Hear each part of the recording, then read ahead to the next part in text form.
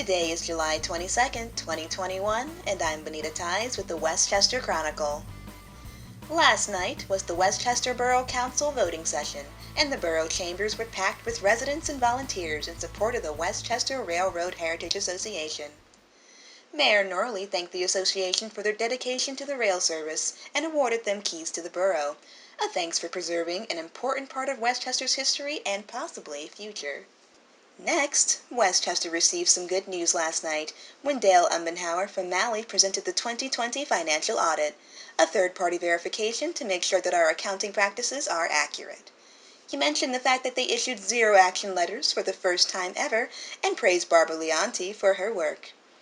Councilman Bernie Flynn also shared this sentiment and noted that the fact that she was able to do this short-handed during the height of the COVID pandemic was especially impressive. Shortly after, David Stimson from Mockenhaupt called in remotely to present the analysis of assumption changes for the 2021 actuarial valuation, a forecast presented every 2 years that helps guide decision-making in the borough.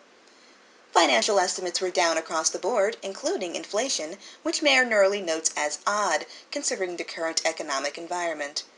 It was then noted that the report was based on data as of January 1st, 2021. Further discussion on the assumption changes will be at next month's Financial Committee meeting. Prior to approving the consent agenda, Councilperson Nick Allen raised several questions regarding the potential leasing of the borough's fleet of vehicles to Enterprise moving forward. Correspondent Garrett got the opportunity to speak with him about his concerns. Tonight I got to speak to Councilperson Nick Allen, and we spoke about leasing the vehicles of the Westchester fleet. I would say in terms of leasing, I remain a little bit skeptical, mainly because a lot of the advantages that we were talking about with the Enterprise program are all things that we can do in-house.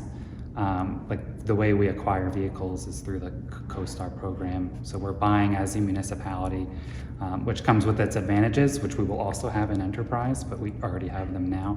And that's also true for the way we sell our vehicles.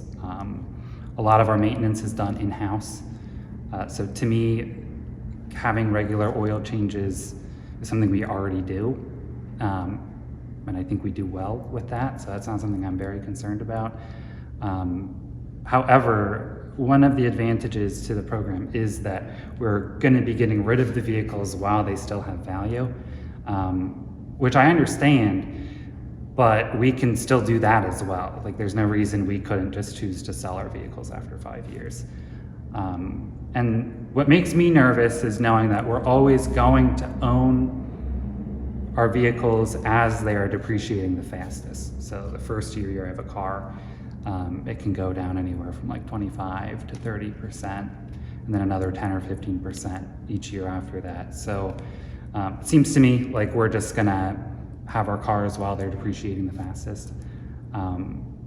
However, like on the flip side of it, if it ends up even being financially neutral to what we've been doing, and we always get to have new cars, I understand the value of that, and I think that is potentially worthwhile, but I'm still not convinced, I'm gonna use a double negative here though, that we can't replicate the same thing in-house. And that's what I'd wanna do is, take the expertise of a fleet manager that we already have and try to do some of the stuff ourselves.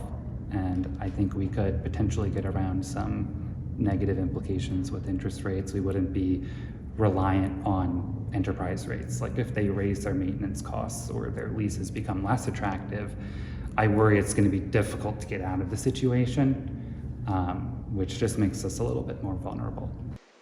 Finally, in the consent agenda, the borough passed an ordinance requiring the live streaming of future borough council meetings.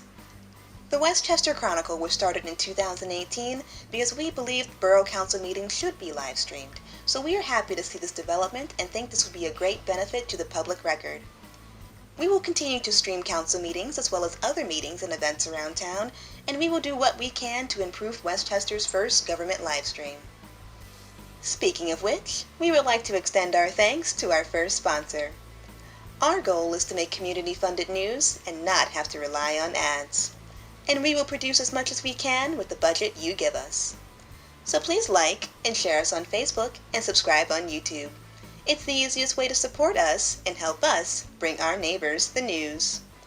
Our program is produced by Crimson Planet Media and distributed by KeystoneDigital.tv. Our music is by Doug Keller. Thank you for your time, and we hope to see you soon. Until then, I'm Bonita Tyes with the Westchester Chronicle.